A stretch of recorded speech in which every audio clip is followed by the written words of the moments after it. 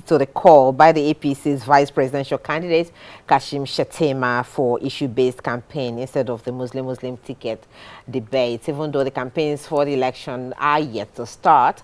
But politicians are already talking about when it does start, how should the campaign go?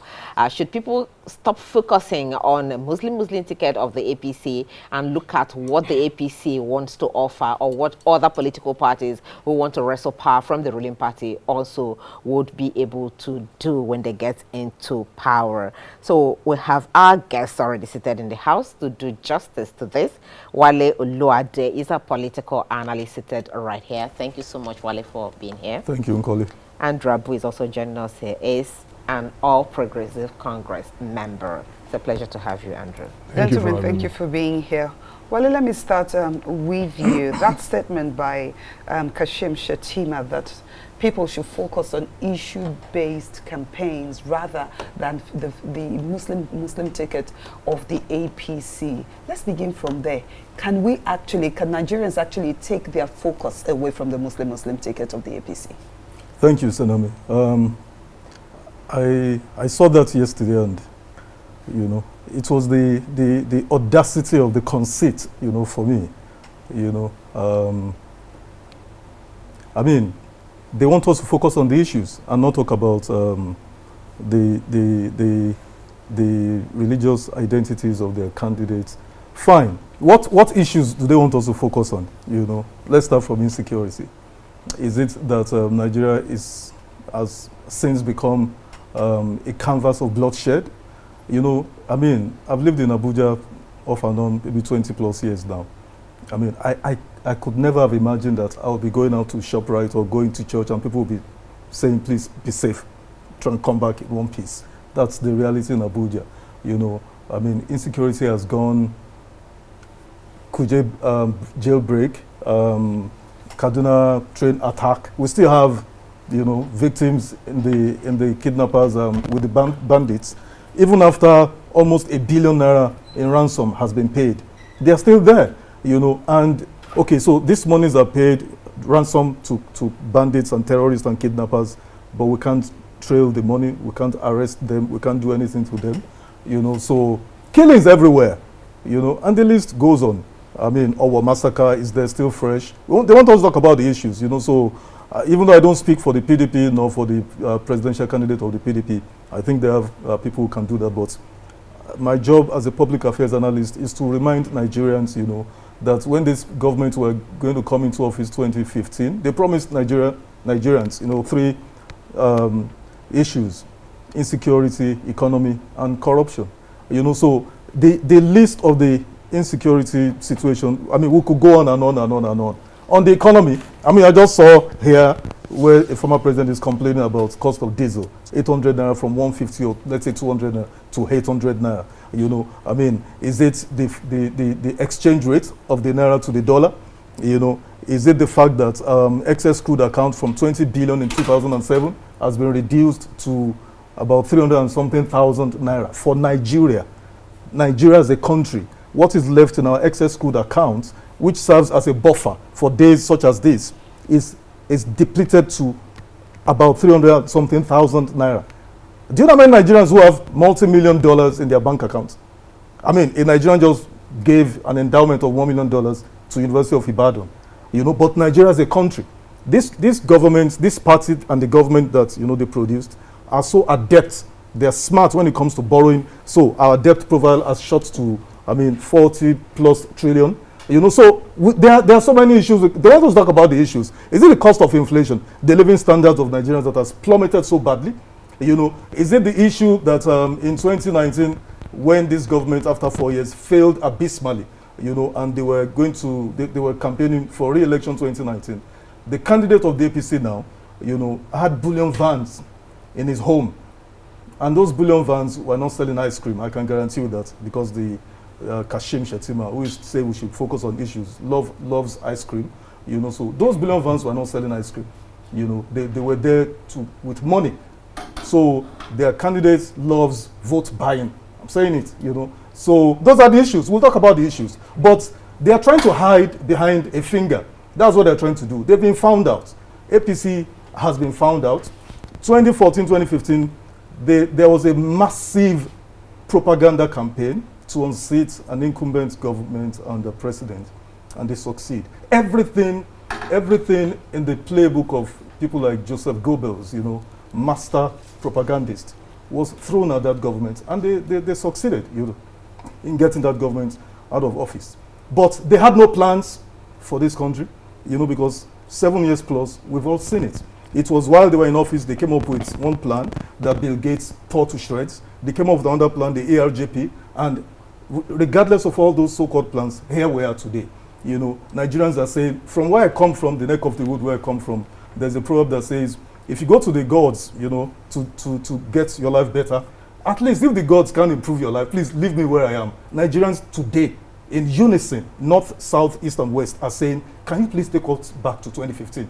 Take us back to how our lives were 2015. Because every parameter of, you know, measuring a nation's health, every parameter, Human Development Index, has gone southward. You know, the country is teetering dangerously on the precipice, you know, and that's why 2023, you know, it's going to be a decider for this country, you know. So we'll talk about the issues, but they've been found out, like I said.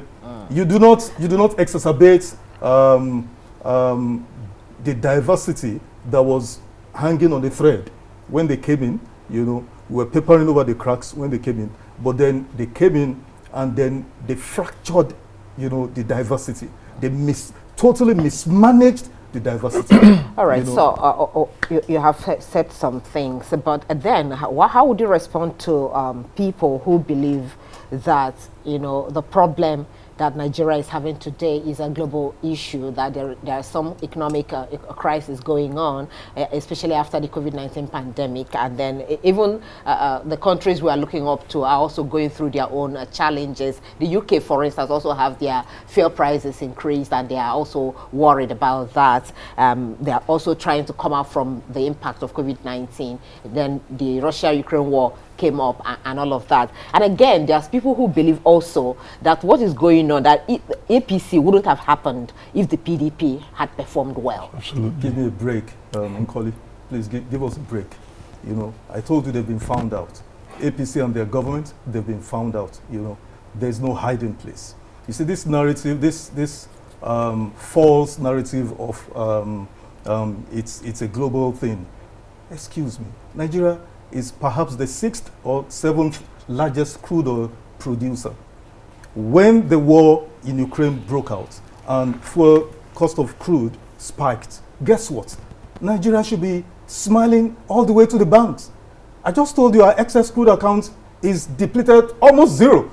That account was created by the Obasanjo Atiku, you know, regime for scenarios such as this, when there is a spike in crude oil prices way above the benchmark in the yearly budget appropriations. Whatever is the excess, for instance, maybe it's the benchmark in the budget appropriation is $60. No, so now if you have the price in the international market selling at 100, the $40 difference will be going into the excess crude account. Guess what?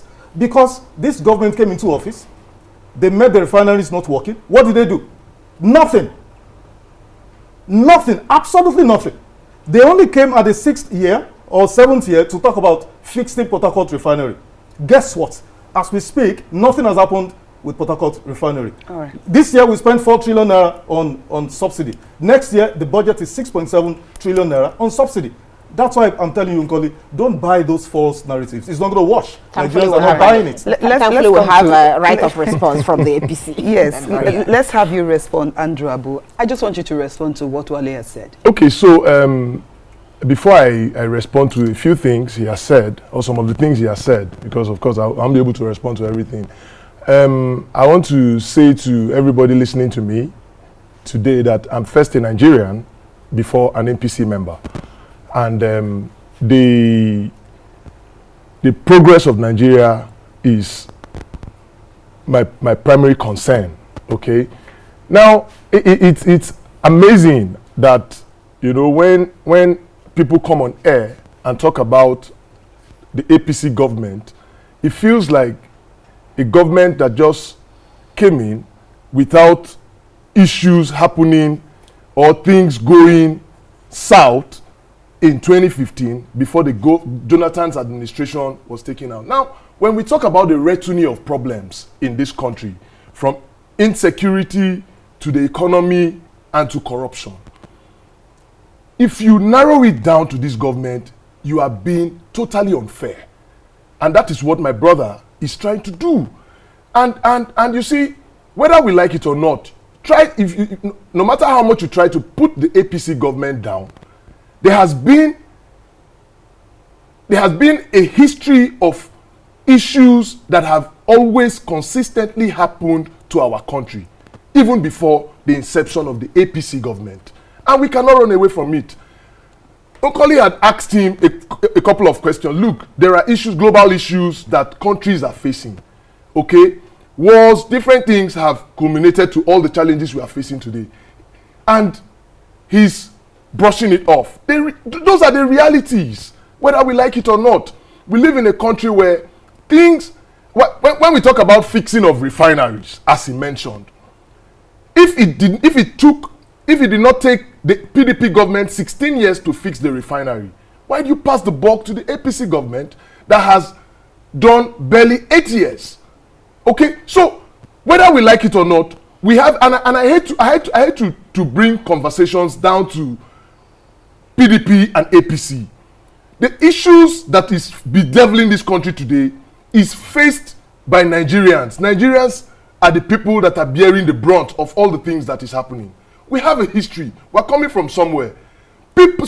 Some people from the past did not do the right things, and we're still grappling with all those things today. Okay, what about now, what about, sorry, Andrew, just to put things in perspective, 7 years of this administration, okay, just like you said, Nigerians decided to vote for the APC government, to vote for President Muhammadu Buhari. Absolutely. Because the president promised that insecurity was going to be taken care of with his CV, his resume as a former head of state and a general. He also promised, to bring corruption to a halt, as well as, build the Nigerian economy.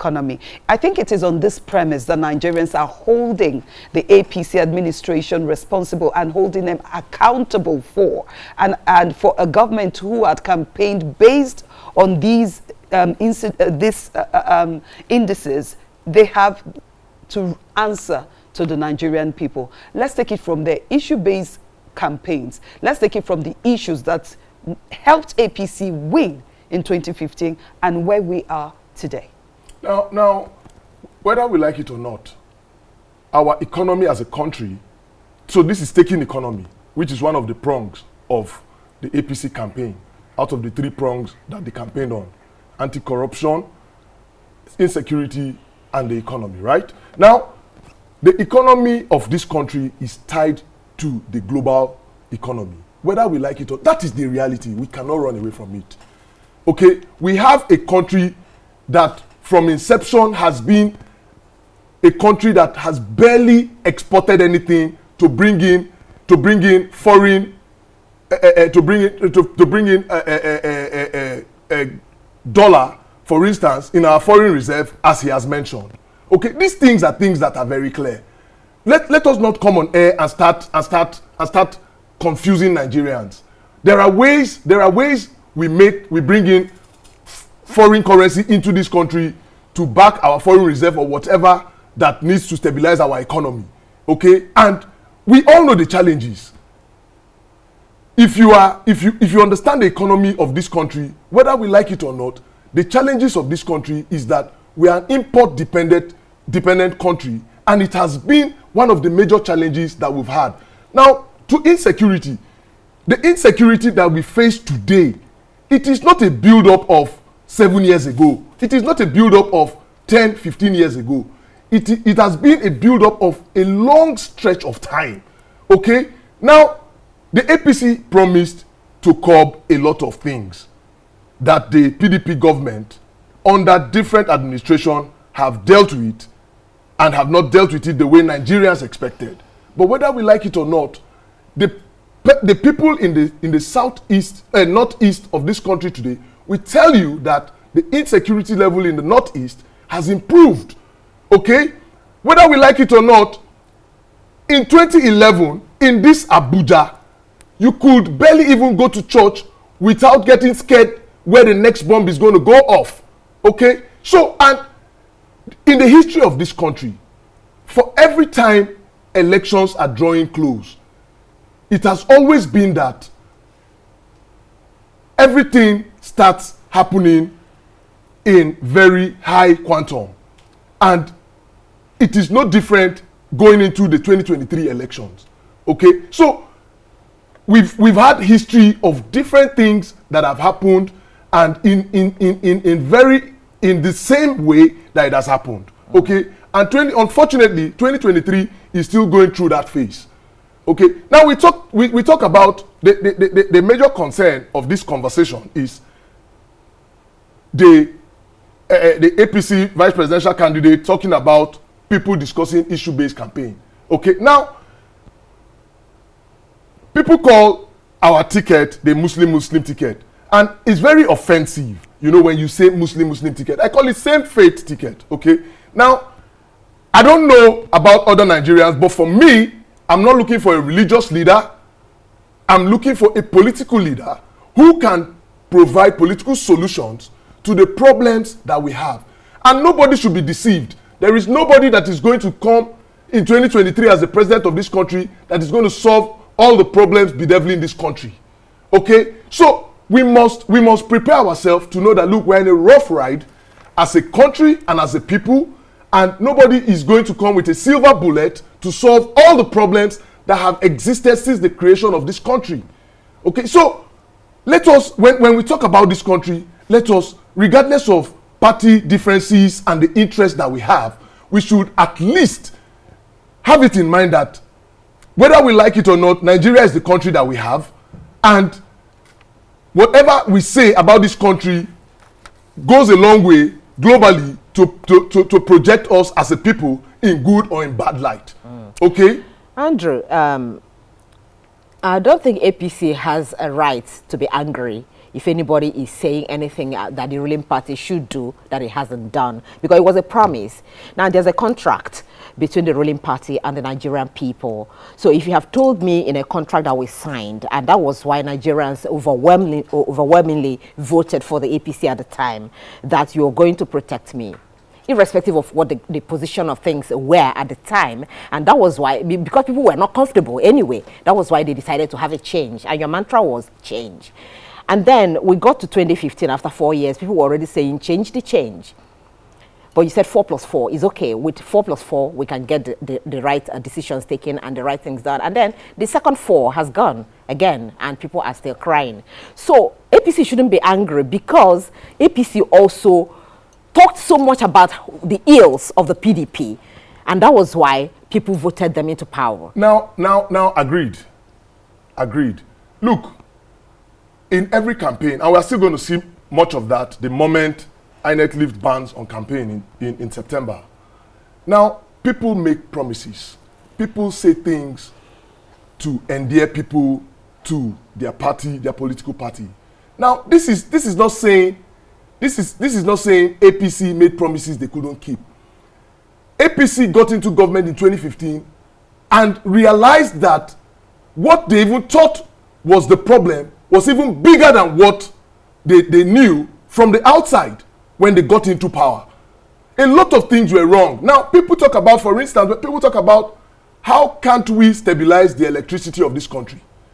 By the time the APC government got into power, they realized that with all the privatization and everything that they did in the electricity sector, they realized that litigation issues alone that was on ground waiting for anybody that was going to solve the problem of electricity in this country was over 78 litigation issues.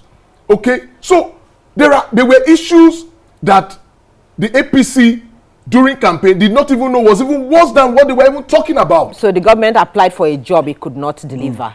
How do you deliver on the job? If I come to see for a job in your company, for instance, Andrew, I present my CV and I tell you I can do ABC, and you are looking for a change in your company, probably a company that is going down, and you give me a job believing I can do it, and I end up not delivering. That means I have applied for a job. Now it would be unfair. It would be unfair for anybody to say the APC government ended up not doing anything. Okay, Andrew, let's take it from saying it is unfair to say the APC government has not done anything. Yeah. You said your concern earlier is that you're a Nigerian first before you're an Absolutely. APC member. Absolutely. So let's start from there. And let's keep APC aside in this conversation. Okay. Nigerians are being killed every day. Okay. The cost of inflation has risen to an all-time high of 18.6. Food inflation is currently at 23%. Nigerians, let's say you've not heard from any Nigerian. I go to the market and every day I don't know if I can afford to buy the same kind of meals I can prepare for my family the very next day. I'm sure if you have a wife, she will tell you the same thing. I'm talking about the basics. I'm talking about the Federal Capital Territory has been attacked. Kuje prison was attacked. Zuma Rock checkpoint was attacked. Guards were killed. Presidential guards were killed in Buhari, in the city center. Andrew, it doesn't look good.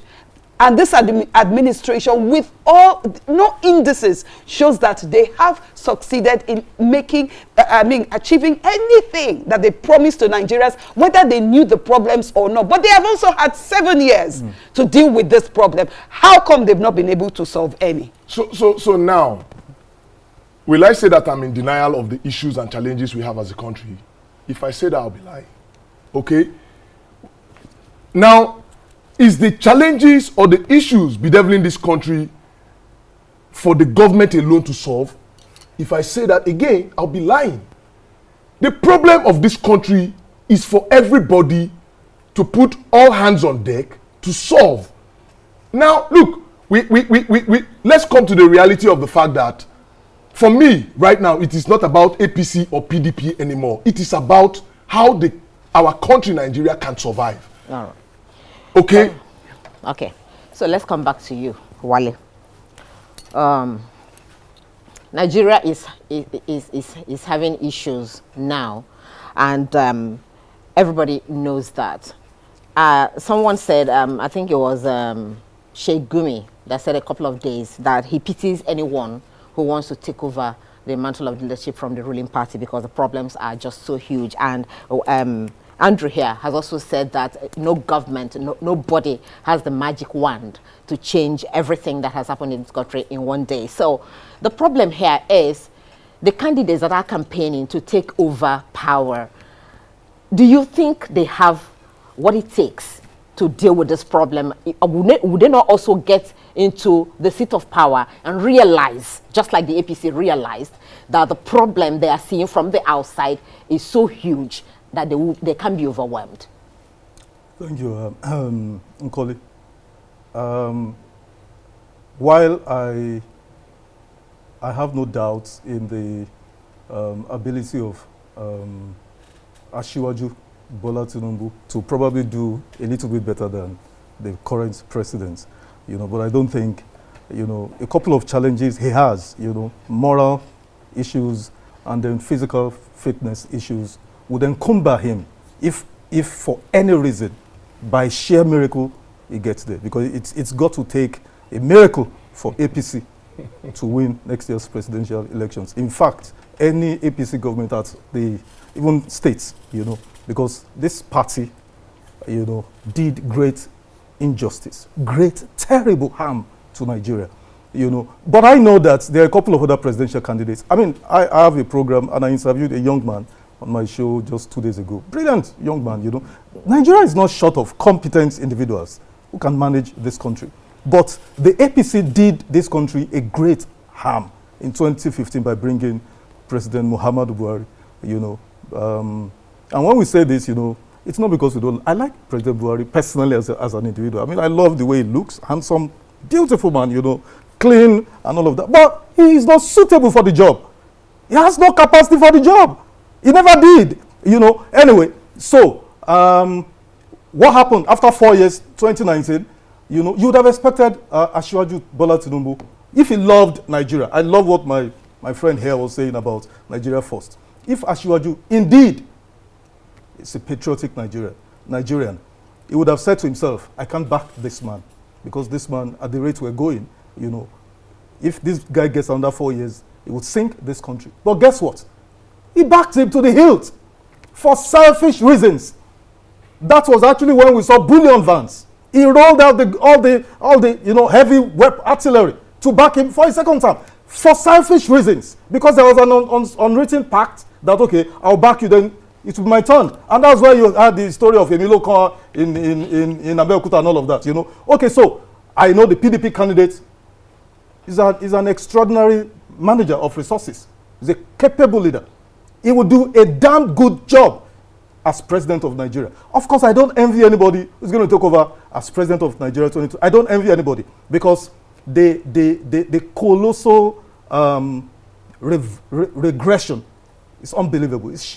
I mean, as someone, the kind of job I do as a management consultant, I deal with facts, I deal with issues, I analyze, you know, situations, you know, do scenarios.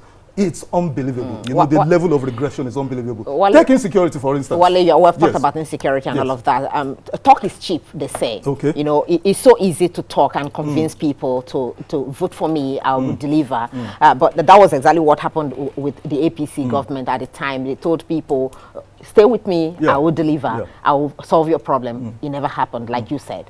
Now, other candidates are also saying, stay with me, I will deliver. So it's not just about rhetoric and talking. Exactly. You know, what strategy do you think, or have you heard the candidates putting in place to deal with this problem, insecurity, for instance? Because Andrew said earlier that even before this insecurity got to this point, it started from somewhere. There was a time that if you see any bag of, any nylon bag anywhere, you take off. Now, the brilliant question, Nkoli.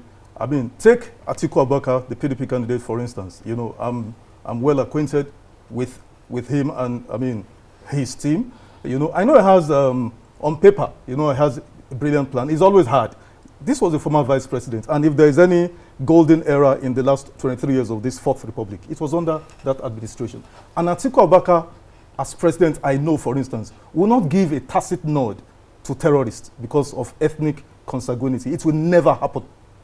Atiku will not turn the other way when terrorists are going on people's farmlands, killing them, and then you have a presidential spokesperson, Femi Adesina, come out and say, won't you just quietly give up your lands and save your life? Is that how you deal with crime? Don't forget that Atiku is also a Fulani man. That's so what I'm telling you. He may have sympathy Atiku as well will not do for that. his region. I know Atiku, it will never happen. Never happen with an Atiku presidency. Take my word, it will never happen. That's one. And Atiku will not compose a security team, 18 security agencies, paramilitary, military, police, and all of that. And then 16 out of the 18 would be people from an ethnicity and a particular religion. It will never happen under an Atiku presidency. Thirdly, Atiku will not have 18 million, let's even say 13.5, but it's grown way. Some figures say it's 18 now. Out of school children. He would not sit down as president for 1 year, 2 years, 3 years, and not have a comprehensive plan to move those 18 million children or 30 million children out of the streets. It cannot happen. That's the role of government. You are not Atiku, are you? I know him. And I know, let me be honest with you. I was a part of the technical committee of the Atiku campaign organization, prior to the primaries. So I know him, and I know the team. So is he the only candidate that can deliver amongst all all the candidates? Like I just told you, I interviewed a young, you know, I think the youngest presidential candidate. Brilliant young man. Brilliant. I was stunned. And like I told you, I would do a better job as president of Nigeria than the current president. All right. Andrew, we cannot deny that where the APC currently is not a good place. We cannot deny that under the watch of APC, Nigeria is where it is. I know that members of the APC like to say we met it, you know, that way. But the truth be told, you don't compare a bad situation with another bad situation. if Nigerians were content with where they were in 2015, like Nkoli said earlier, the APC would not have gotten a chance, you know, at governance in Nigeria. So, like your vice presidential candidates say, to focus on the issues. Let's look at the issues. What are the real issues that the APC can resolve? Plus, you have also said that it will be impossible for anyone to come in and think they can solve the problem. Can the APC come back and solve these problems? Within a period of time. Now, you see, the beauty of this is political parties are vehicle to gain political powers, okay? And going into 2023, we don't have a President Muhammadu Buhari on the ticket or the Vice President currently on the ticket. We have Senator Bola Ahmed Tinubu as our presidential flag bearer and Senator Kashim Shettima as our Vice Presidential flag bearer. And when he talks about speaking to the issues, let us take these individuals from their antecedents.